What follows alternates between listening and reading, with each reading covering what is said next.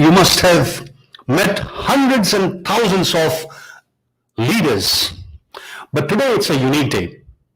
Today, you're going to meet a dual leader, a people leader who is highly regarded by his organization's shareholders, revered by his top management, leadership team, and adored by his employees and the people in the organization.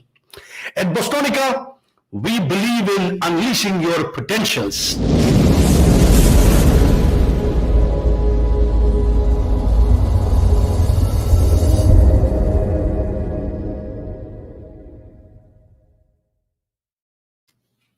Today, we're going to enjoy a hot cup of coffee with this unique personality from Kingdom of Saudi Arabia.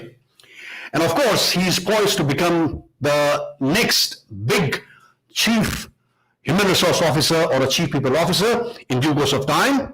And we believe that he's going to become one of the finest CHRO of this industry. And the Middle East is going to have a huge HR leader in the form of Hazza AlShammari. Please welcome today, for the talk show today, Coffee with HR star, our guest, Hazza AlShammari. Hazza AlShammari is a Chartered MCIPD, and shortly he's going to become a CPHR from Australian Human Resource Institute.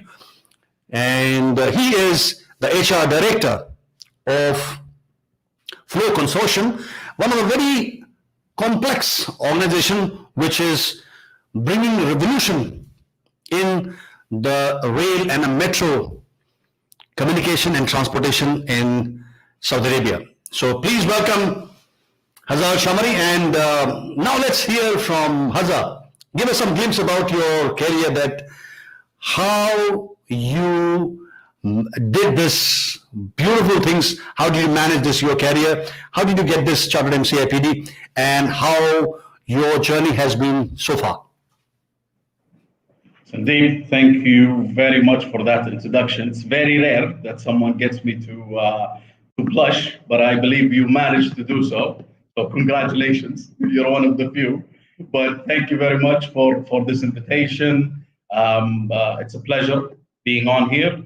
It's a pleasure to be having coffee and sitting down virtually with you. I've been a fan of Bostonica for a very long time, and now to sit here and talk and share a nice conversation with everybody that is watching is a pleasure. So thank you very much. So now, since we have a short, brief introduction from Hazza, let's welcome him officially.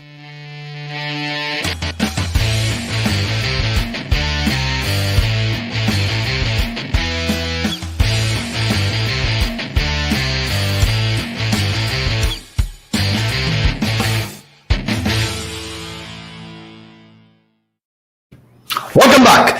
So Hazza, now we have got first, we don't say questions, but we say, your comments, and, you tell us about it, that what has been your recipe of your successful career so far?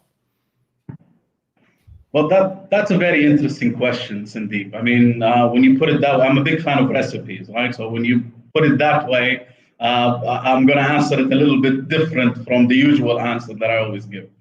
I believe that in any career, there are three major points that need to be mixed together in order for you to be able to grow, in order for you to be able to shine in your organization, but also in order for you to really give output, to really give something that people would take to heart, would listen to, would follow. Number one is the most important ingredient, which is integrity. Integrity is the top priority of anyone's career. It is the top ingredient in any professional mixture, especially in the human resources field, because our field, as you know, and as a lot of our viewers know, it touches a lot of lives. That's one, because you deal with employees on a day-to-day basis. It also touches and views a lot of confidential information, and not only from the company that you work for or the organization that you are a part of, but also from the employees themselves, because your business is people. So when people come to you and talk to you about what they're facing, problems and issues and difficulties, or even their joys that they are having in the workplace, it is very intimate. So integrity is a very huge part that any HR professional needs to have within their career, on their day-to-day operations, day-to-day lives. Number two is vision. Always must have vision. Always look forward. There is a question that is asked a lot in interviews, where you say, where you are asked, or even if you are the interviewer, you ask, where do you see yourself in 5 years? A lot of people take that question for granted, yeah? And they say, okay, what is this? What is this question? A lot of people have generic answers. Oh, I see myself here and there, but nobody really thinks why this question comes, because the person sitting in front of you wants to see if you have vision, if you have a plan for the job that you are being interviewed in, if you have a plan for yourself, if you plan to grow in the organization, then you are going to do well. Then you are going to put input out. Then you are going to do whatever it takes to make what you're doing successful. So vision is a very, very strong ingredient. Number three, curiosity, right? I do not believe in the saying curiosity killed the cat. I do not believe it, not in our field, because you need curiosity in order for you to learn, in order for you to understand the business that you are a part of, in order for you to serve it better. Let's not forget, for us HR professionals, we do have clients, and the clients that we serve is the company that we work for, as well as the employees. They are all clients. And in order for you to understand your client, you need to understand their environment, you need to understand their business. And for you to have a bit of curiosity will give you that edge, which allows you to understand and therefore serve them well. So integrity, vision, and curiosity. Three ingredients that I like very, very much. Excellent.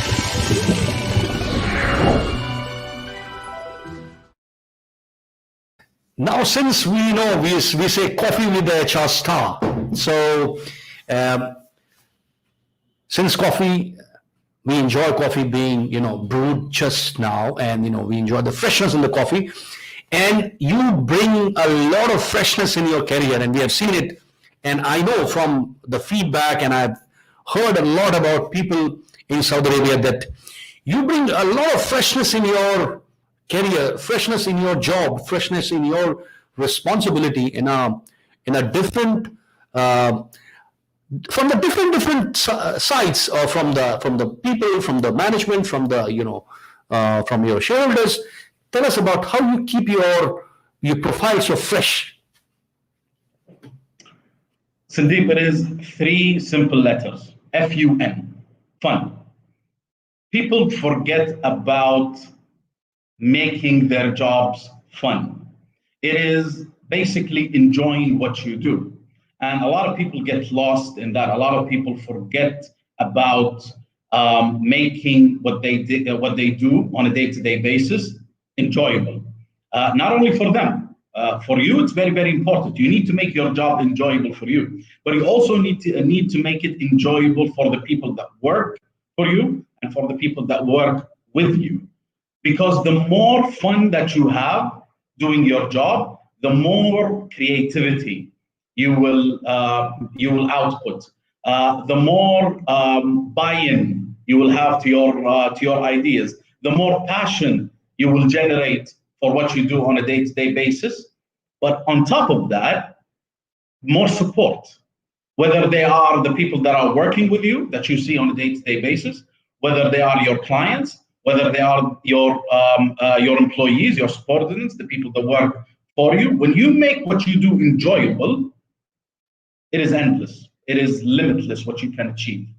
When you forget about the fun that you could have doing what you do, and you start taking it with more seriousness than you need to, this is when you start to go down. This is when getting out of bed to go to your job 5 days a week, or sometimes 6 days a week, or sometimes 7 days a week, becomes more and more difficult, especially in the winter time.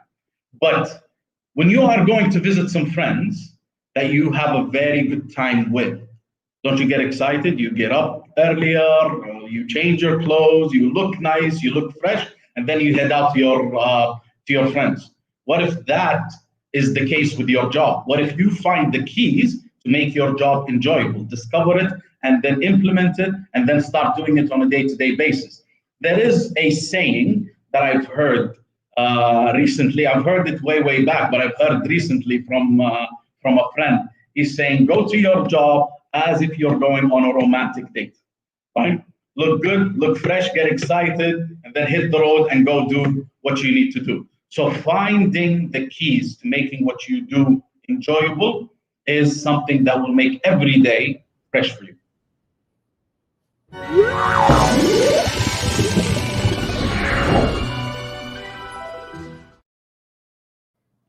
Hazza, now I have seen and I've got a lot of comments from and a lot of feedback from a lot of HR leaders that you're a phenomenal HR leader. You are grounded, you have pulse on the business, you've got a pulse on the people, and you have created your career path in a very structured and in the form of like a visionary, which you said like.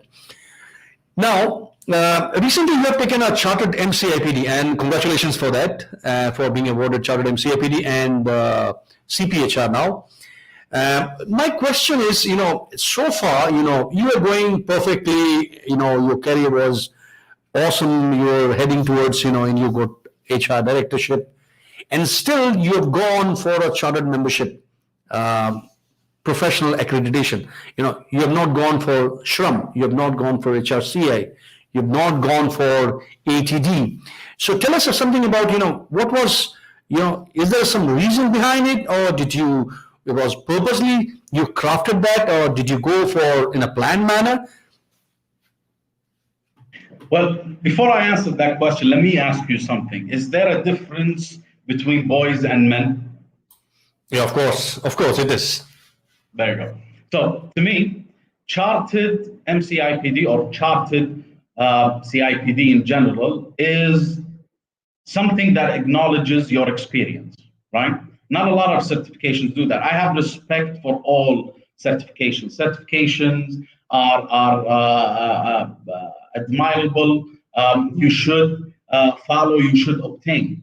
But for me personally, it wasn't the right time, or the time for me has passed to go for those educated certifications, educated HR certifications. I wanted something that acknowledges my experience. And Chartered CIPD, what it does, it gives you that edge in your career. Number one, it gives you acknowledgement for what you have done for all of these years. So when you get certified, when you become chartered, it is an official acknowledgement for your experience. And then it gives you that edge, that zing. It turns you from a boy in the HR field to a real man in the HR field. So that is why I started with that question. That is why I went with the Chartered MCIPD.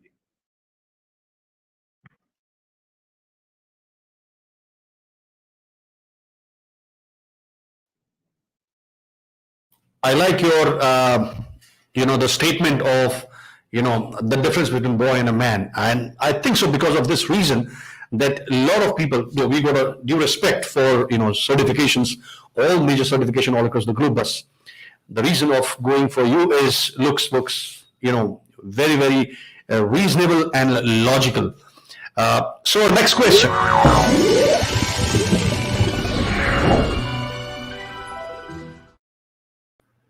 You went for chartered membership. That means you have gone through the process of experience assessment, if I understand it correctly.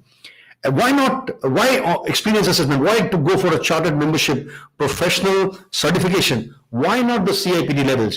People, they go for the CIPD level 3, level 5, level 7. So why not to go for these levels, and why to go directly for the Chartered MCIPD? Sandeep, when you reach a certain level in your career, in your job, that you really start doing your best to organize your schedule, right?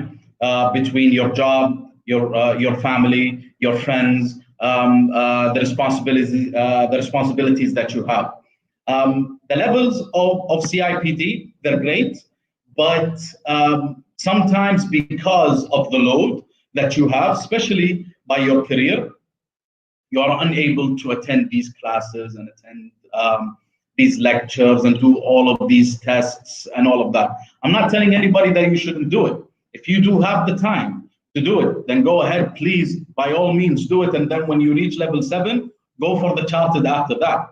But if you do not have the time, if you are really split between a million things that you do during your week, Chartered CIPD is the way for you to go, because they will assess your experience, what you have been through. I've worked in HR now. I will go into my 16th year, and basically that is what they are looking for.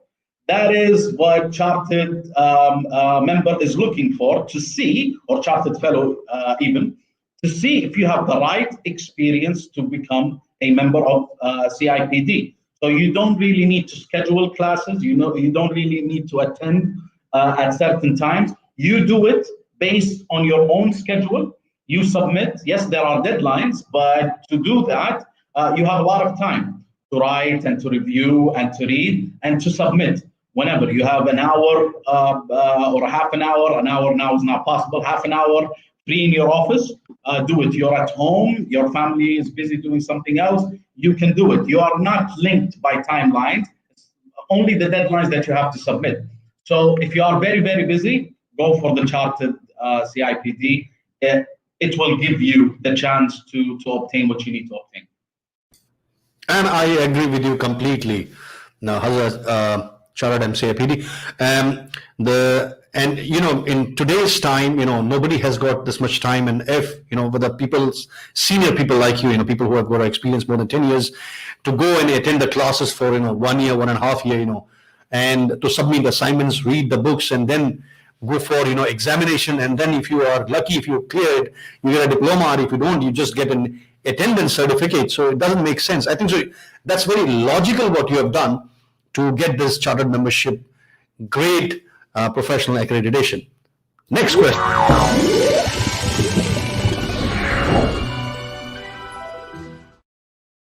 Tell us, Hazza, how was your experience in the experience assessment?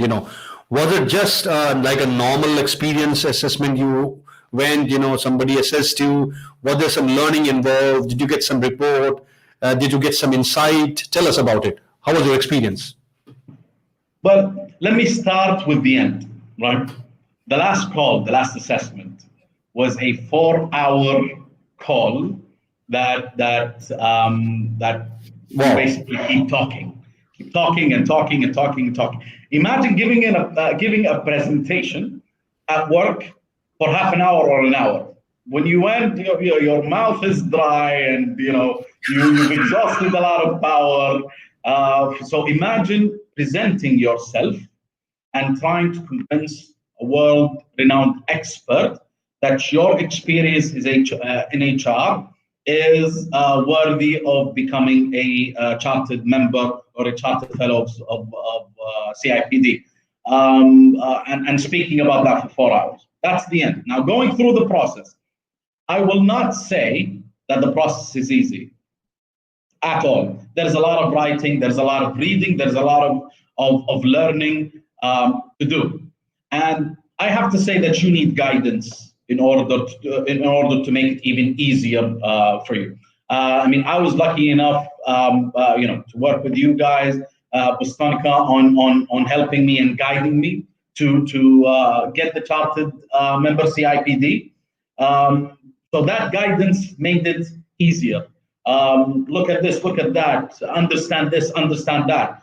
But the experience overall is that there's a lot of learning, there's a lot of writing, and if you can get guidance from people such as yourself, Sandeep, and the good members and experienced members of Bostonica, it will make it even easier. But you need to be mentally prepared for it. You need to work for it. You need to learn, write, and then be ready for that 4-hour assessment call. Pleasant experience, tough, but very educational, very nurturing. That's what I can say about it. Yes, and we know that the journey of experience assessment is extremely tough. That's why we recommend, HR professionals who want to go for this certification to go for some certifications like this. One of them is the Certified HR Strategy and Planning Analytics. And we're going to have the last session, that is the 5th session of Livewire on 2nd of December at 8:30 p.m. UAE time. And this time the talk is going to be machine learning and HR strategy and planning. And courses like this help you build your muscles and your ability and strength to measure your HR effectiveness, to measure your HR effectiveness, linking that to the business strategy, which is one of the very, very crucial elements for you as an HR leader when you are going for a crucial process of experience assessment like a CIPD. That's extremely tough process, which, Hazza, you said, and you have gone through it, and we are happy to enlighten people, but this journey, without cutting you off, tell us about this journey. One of the courses that I had the pleasure of taking with you guys was the HR analytics, and that actually was very crucial for my preparation for my final assessment, because it gives you, like I mentioned a few minutes ago, gives you these bullet points, these hints, and that guidance. So I agree with everything that you say. There are certain courses that will, number one, feed your career. It's very good for feeding your career. But also preparing you for these type of tough assessments. And as you know, and I'm sure a lot of people know, you guys have some really good courses that I've been a part of as well that can really ease the way in obtaining that certification. So thank you very much for that. Thanks for the next question.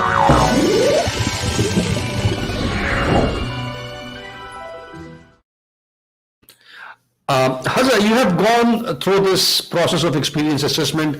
You have taken the CPHR certifications, and you're going to take the CHPA and analytics certification. Tell us, does global certifications like this help in the career growth, or these are just the ornamental kind of certifications? Let me just say something before I use the word certification. To obtain certification is to go through a process of training, right?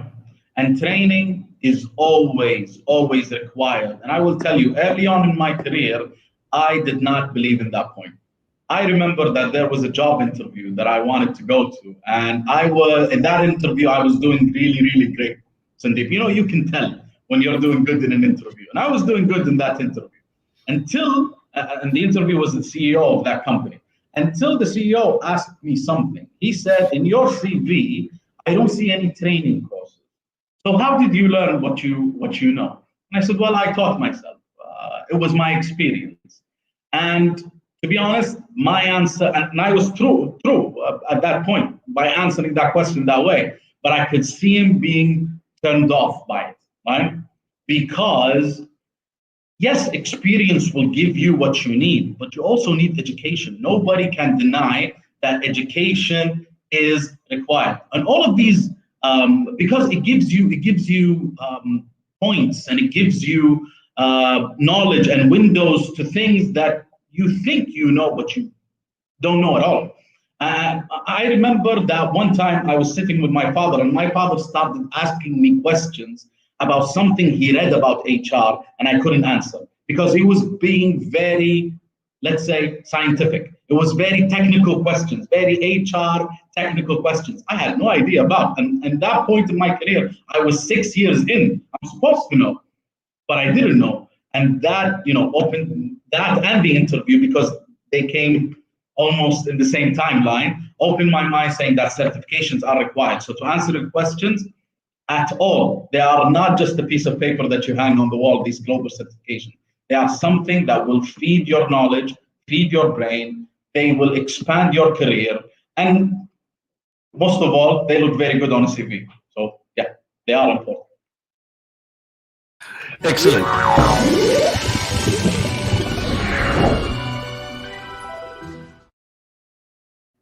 Hazza, now you have taken a very huge milestone of getting the chartered membership grade and CPHR, and you're going for another certification, CPA, CHPA. Now tell us, what's your future career aspirations? Now you are at the senior management level. Now I think so your next career is to jumpstart to the level of CHRO level and the chief people officer level. Tell us, what's your career aspiration? Something this or something beyond that?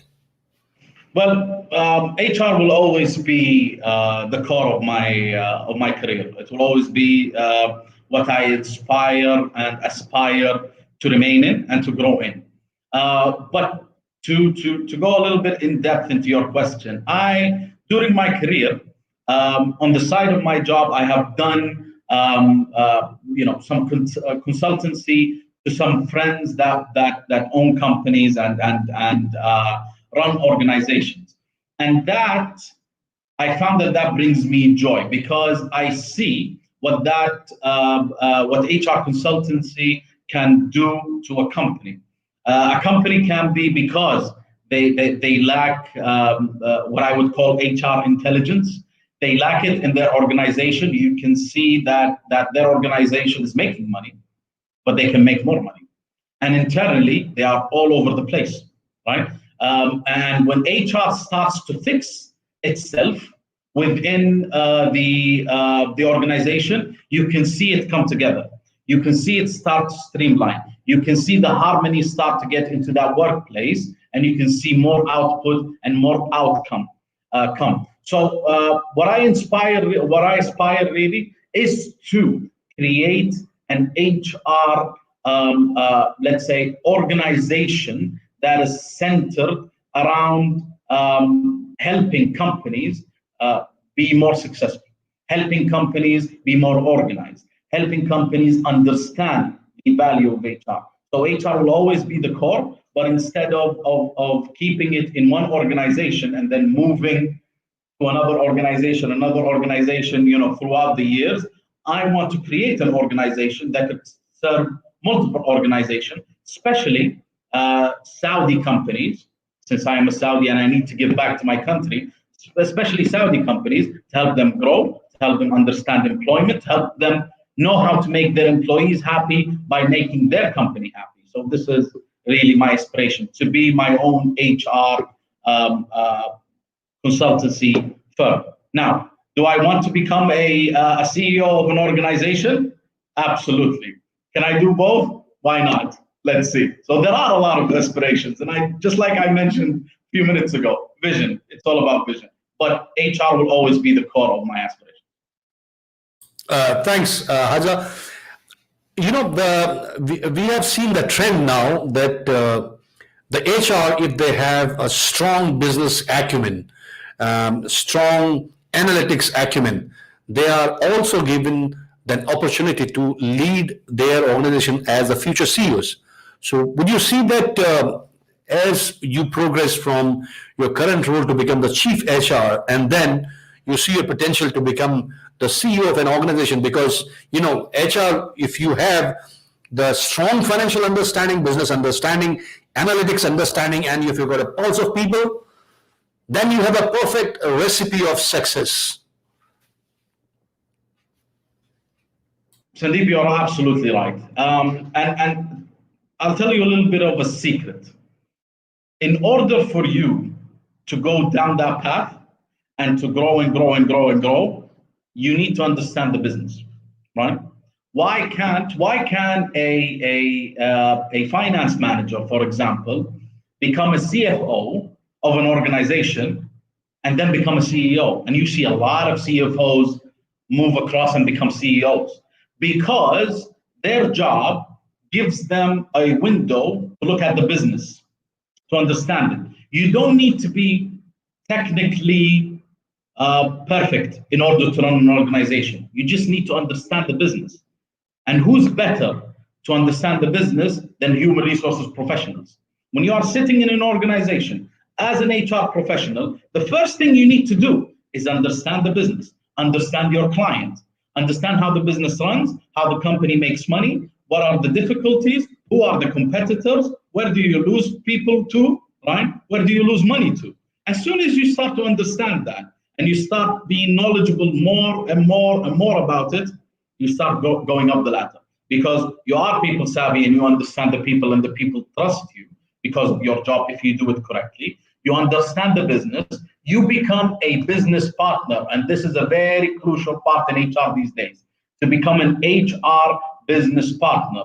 Once you know how to handle HR, which is a very complicated matter, and people seem to forget that sometimes, and understand the business, combine both together, nothing can stop you but becoming a CEO of that organization. Brilliant. So the coffee is on. So we've got some few interesting comments coming up. Hazza, you've got a huge fan following, you know. So you've got a lot of questions coming up. Yes. And there's one gentleman called, his name is Ali Al Abbas. Yep. He asked a very, very interesting question. He said, please ask the distinguished guest today a situation he faced in HR that he promised not to make others face. Very good. Thank you, Ali, for that interesting question. Well, a situation that I faced, I can think of a situation that just popped in my head, right? Where I judged a person based on their looks and beliefs and did not give them a chance at the organization. I did a mistake. And that mistake caused me to almost lose the talents of that person, right? And I was corrected. And there's a very, very strong point. When you work with people that you trust and they trust you back, they will come and tell you when they see that you've made a mistake. They will come and tell you, sir, you have made a mistake, and this is why you've made the mistake, between them and yourself, right? And they discussed that with me, and I knew that I was in a situation where I made a mistake and judged a person wrongly, and I corrected that mistake, and now that person is one of the most successful people in my organization, right? And I promised myself that I would not let anyone in my organization face that issue again, whether judging others based on points you should not judge people on, or being judged based on points you should not be judged on. So that is a situation where, especially if you work in HR, you might face every day even. You might face every day, especially if you are on a huge organization, you might face people that you've been working with in the same organization for years but never met. And then you judge them based on wrong points of view. So that is a mistake that I have done and learned from, and I have promised not to face again and help people not to be in that situation again. You know, that's a exceptional trait of a leader. You know, as we go on executing, initiative of a project and all, we learn a lot. And so long as we are open, and when the learning comes in and we can accept it, imbibe it, and we can practice it on our next opportunity, that makes a really grounded leader. And that's how you are. And that's how the others, they revere you and they adore you, Hazza, in your organization and all across in Saudi Arabia. So that brings us to our next interesting question.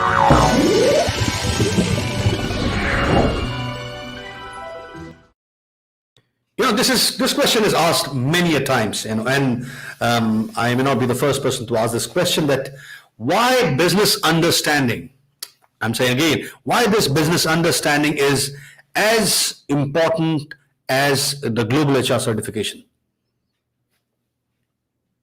Let's imagine that you've been given a piece of candy and it's wrapped, and you were asked to sell that piece of candy, and you go to someone and you say, I come to you, Sandeep, and I say, you should buy this piece of candy. And you tell me, okay, why? I don't know, it just looks good. You should buy it. Okay, what does it taste like? I don't know, just buy it and try. Right? You won't buy it because I didn't give you the information that you need to convince you to buy it. The same thing is when you don't understand your business. When you're an HR person in an organization and you don't understand the business of that organization, you cannot serve it well. And if you cannot serve the organization from a business aspect, you are unable to serve the people from a business aspect. You need to understand how the business is conducted. You need to understand how what problems the business is facing, and there is no business that does not face problem. You need to understand the challenges. You need to understand what helps the business grows, and you need to understand what the business requires. Once you do that, you turn from an HR professional to an HR business partner, where the leaders of the business and the heads of the departments and the managers and so on will entrust in you for advice. And this is what HR is all about, advice. They will come to you and say, Hazza, I have a problem, and my problem is 1, 2, 3. Because you understand their business, you will understand how to give them solutions. If you don't understand, you'll just step back, and whatever you say will not make sense to them.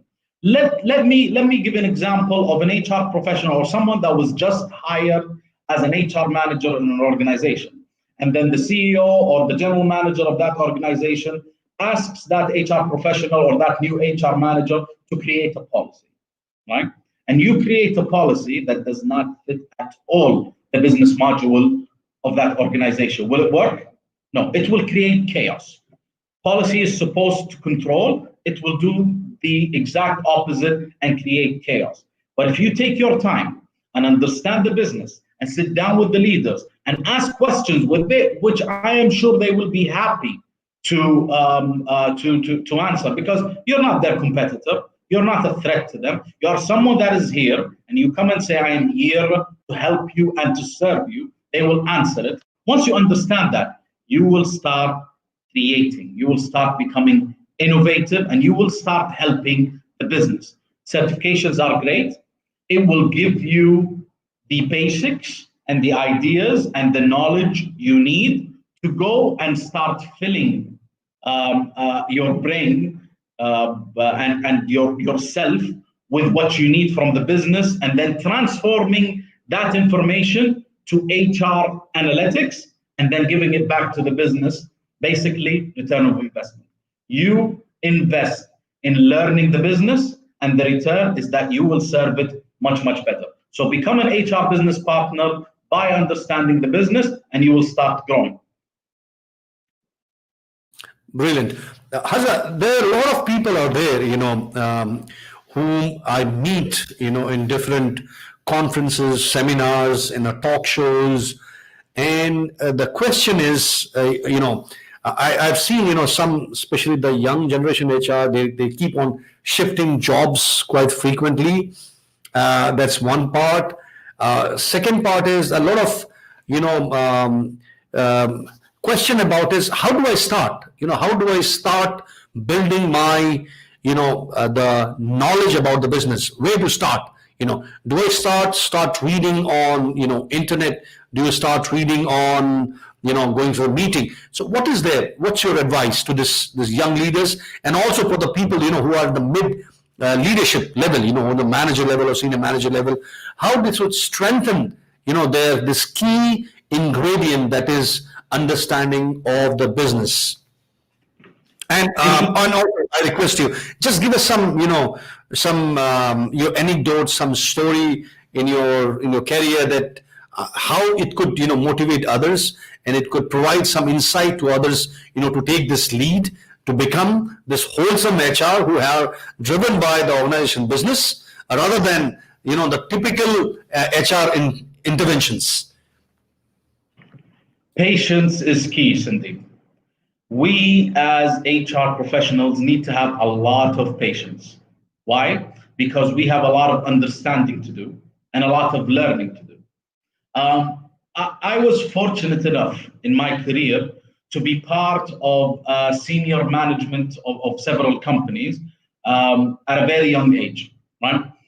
My first managerial post, I was 24 years old when I became an HR manager of a very big organization, and it was tough. It was very, very tough.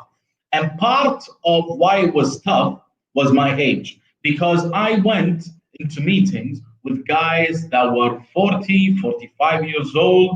They were 20, 25 years old, older than me. And they looked at me basically as a kid. And they didn't want to listen.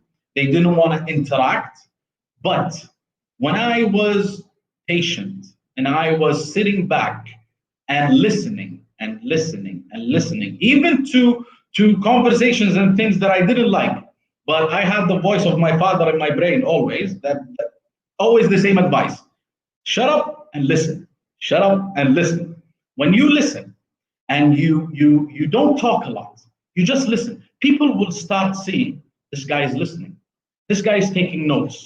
This guy really wants to know and to hear what I am saying.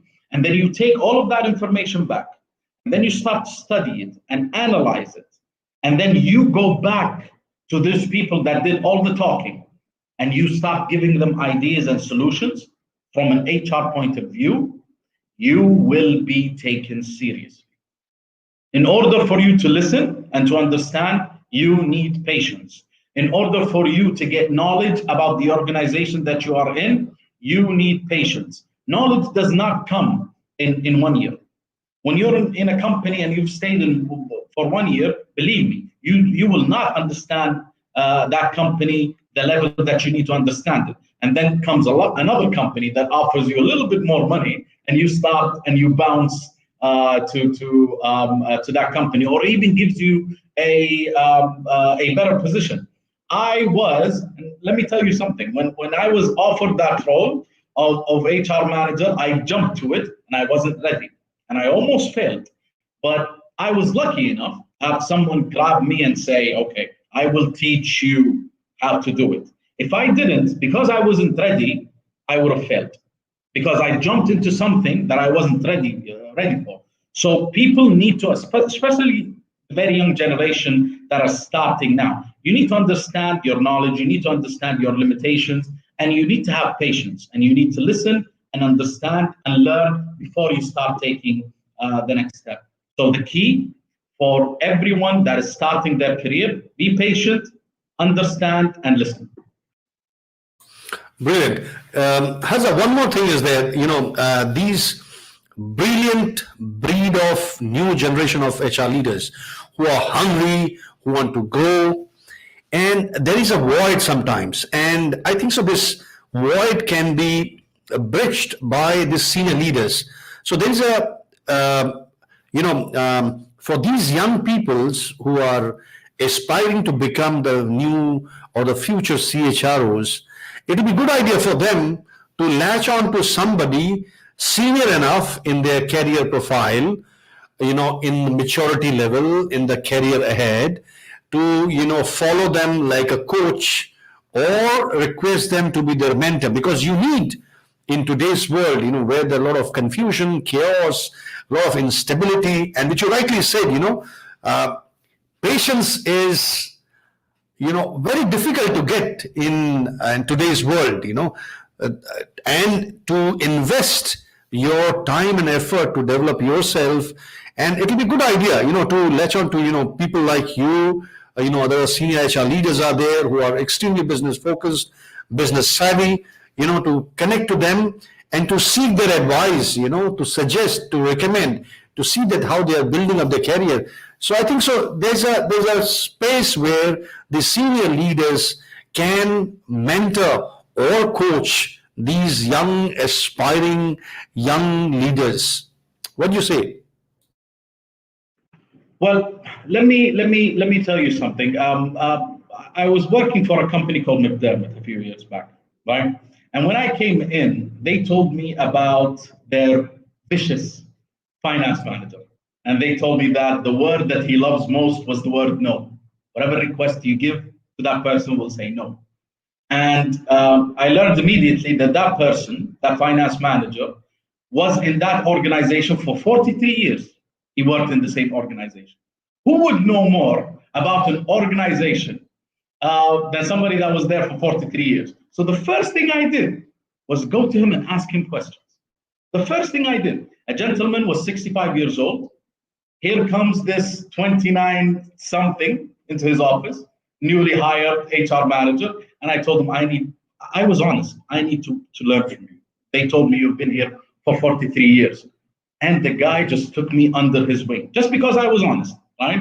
And he started telling me every day for 3.5 years, he started telling me, do this, don't do that. Do this, don't do that. And I listened to him down to the dot. And to be honest, I've never gotten bad advice from that person. He wouldn't have lasted in that organization for 43 years if he wasn't knowledgeable enough. So finding a mentor, latching onto that mentor, and being honest with that mentor that I want to learn from you is a very important and great step, because you will get the support that you require.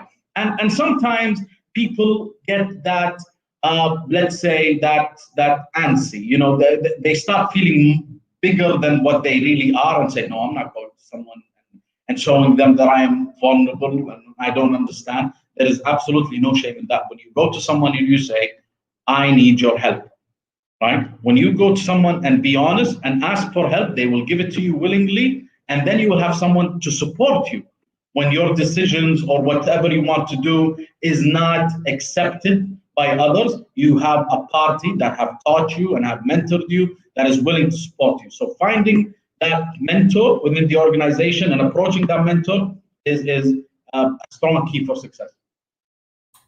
That's the reason, no wonder why your shareholders, they love you, your top management, they love you, and the people, your team members, they love you and adore you. So the next question.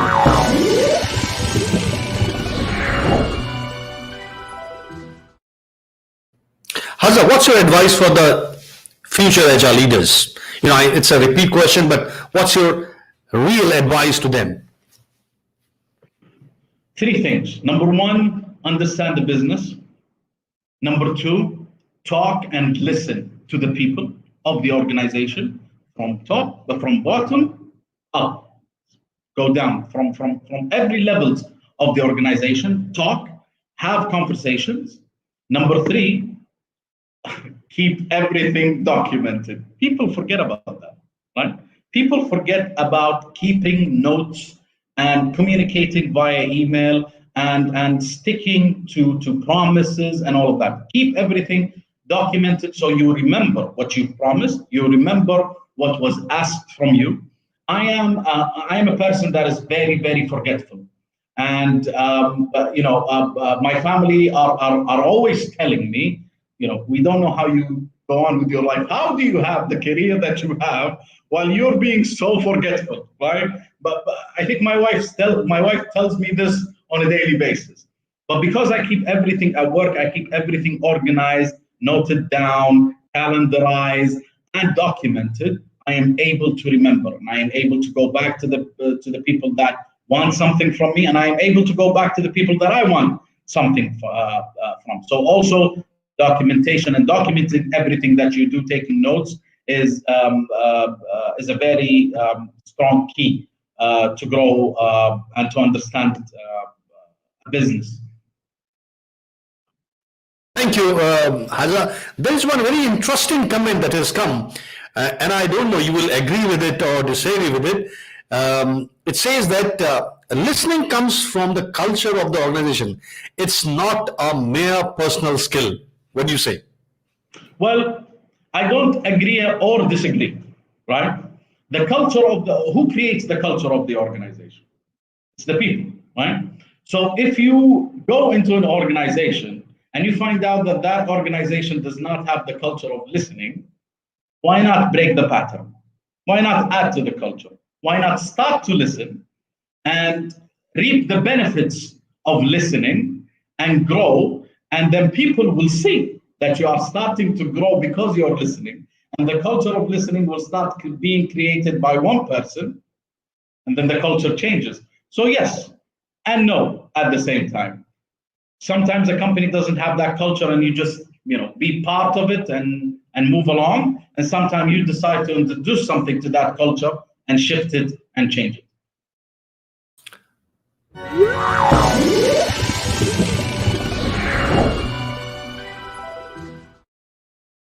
This is our last and the final question.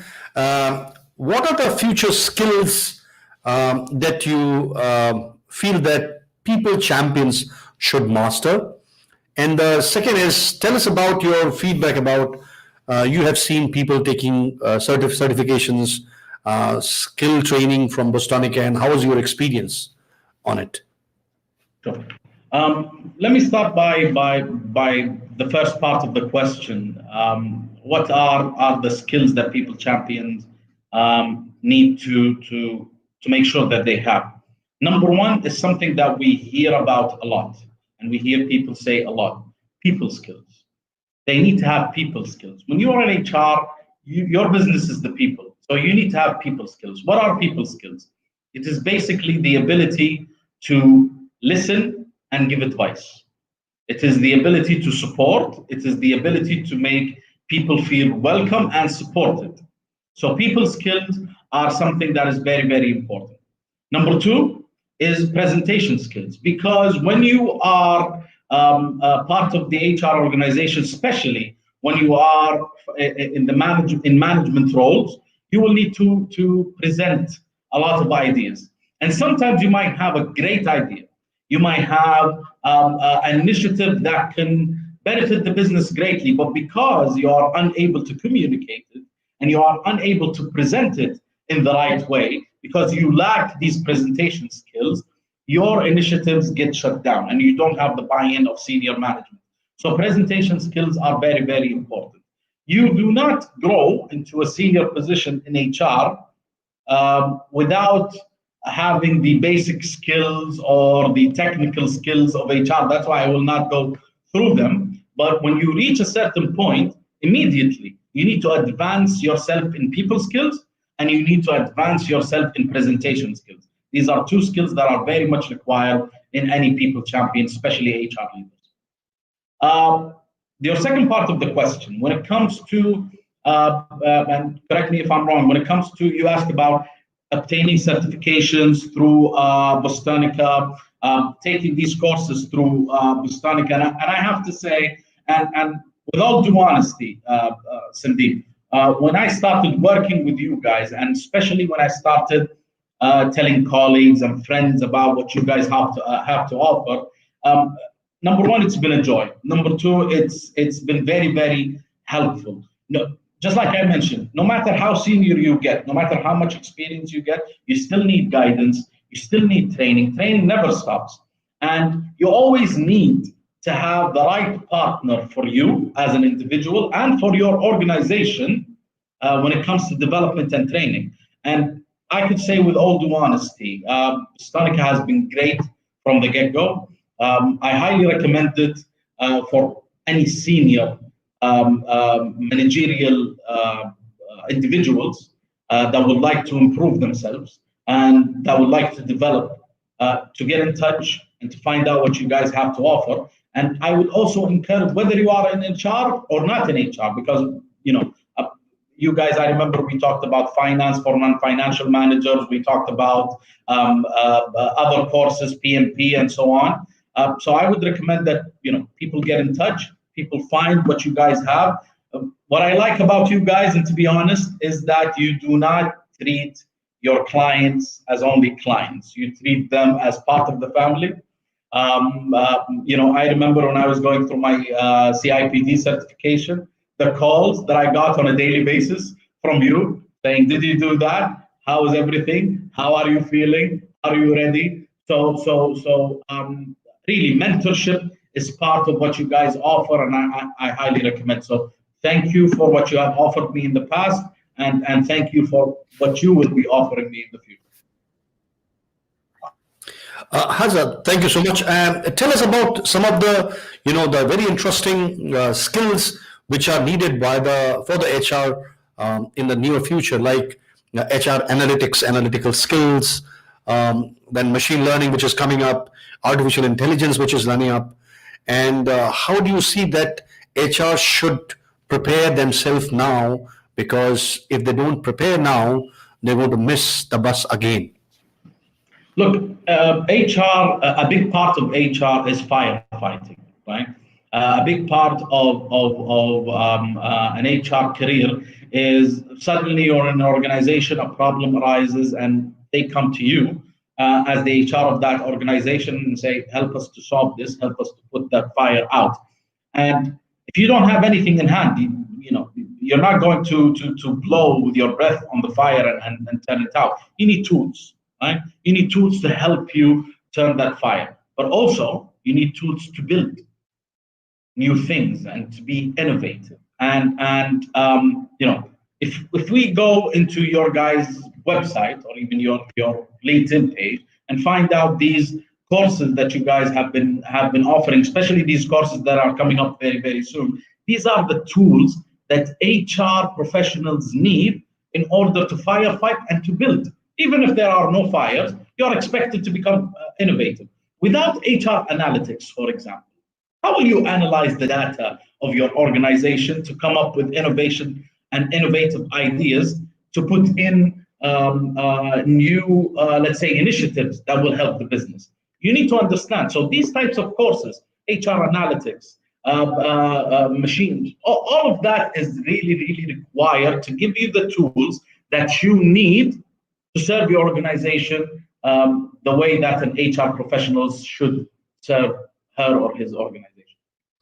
Thank you, Hazza, and it was pleasure talking to you today. And this is the reason I say again and again that why you are so much of highly respected in the industry. You are highly regarded by your shareholders, your top management, and you're absolutely loved by your employees. I know a lot of incidents, I know a lot of stories that how you have really saved an organization, how you have really valued people, and how you have totally transformed the organization.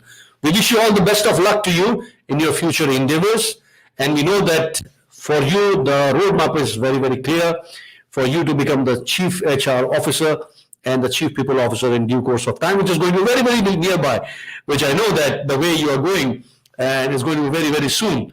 And then I wish you, and we wish you all the luck to you for your future endeavors to become the future CEOs of the organization, which a lot of HR professionals are now picking up in due course of time. Thank you so much. And I hope you all viewers must have enjoyed in today's Bostonica Live Wire that we had today our guest, Hazza AlShammari, Chartered MCIPD CPHR, and we look forward to hear from him few more incidents, few more situations, few more HR initiatives, what he is going to do in the future. Thank you, Hazza. Thank you very much indeed. Thank you for everyone at Bostonica for this great opportunity. Thank you everyone that was watching, and have a great rest of your weekend.